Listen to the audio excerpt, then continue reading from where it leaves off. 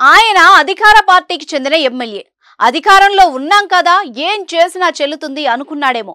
అవిశ్వాస తీర్మానంలో పాల్గొనాల్సిన కౌన్సిలర్ను బుల్డోజ్ చేస్తూ కిడ్నాప్ చేశాడు. ఆ కౌన్సిలర్ భార్య ఫిర్యాదు చేయడంతో కేసు బుక్ చేసి దర్యాప్తు చేస్తున్నారు పోలీసులు. డి వెంకటేశ్వర్లు ఈయన ఇల్లెందు మున్సిపల్ చైర్మన్. ఈ మధ్య కాంగ్రెస్ లో చేరారు. తనతో పాటే మరో ముగ్గురిని కాంగ్రెస్ లోకి తీసుకెళ్లారు.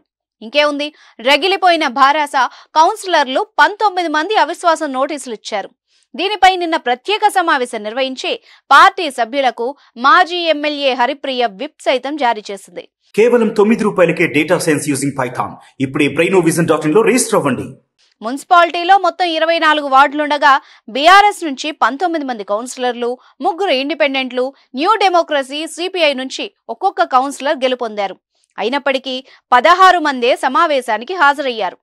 వారిలో నుండి కౌన్సిలర్ నాగేశ్వరరావును ఎమ్మెల్యే కనకయ్య బలవంతంగా తీసుకుపోయాడు. కోరం లేనందున అవిశ్వాసం వీగిపోయింది.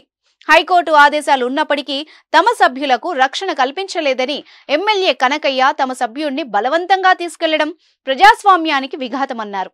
మాజీ ఎమ్మెల్యే హరిప్రియ మరోసారి సమావేశం ఏర్పాటు చేయాలని కార్యాలయం ఎదుట బైఠాయించి నిరసన వ్యక్తం చేశారు. అయితే అవిశ్వాస తీర్మానం ఎంతలా రసాభాసగా మారుతుందని ఎవ్వరూ ఊహించలేదు. సిపిఐకి చెందిన కౌన్సిలర్ చొక్కా గుండీలు అన్ని తెగిపోయి బట్టలు చిరిగిపోయాయి.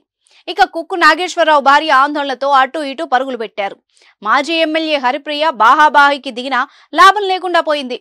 ఇల్లందు పురపాలక కౌన్సిలర్ కుక్కు నాగేశ్వరరావును ఎమ్మెల్యే కిడ్నాప్ చేశారంటూ ఆయన భార్య ఇల్లందు పోలీస్ స్టేషన్లో ఫిర్యాదు చేసింది.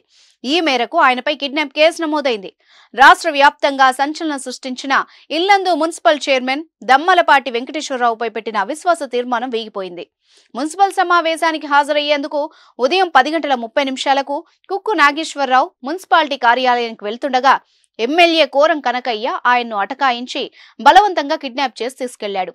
కేసు నమోదు చేసి దర్యాప్తు చేస్తున్నారు పోలీసులు.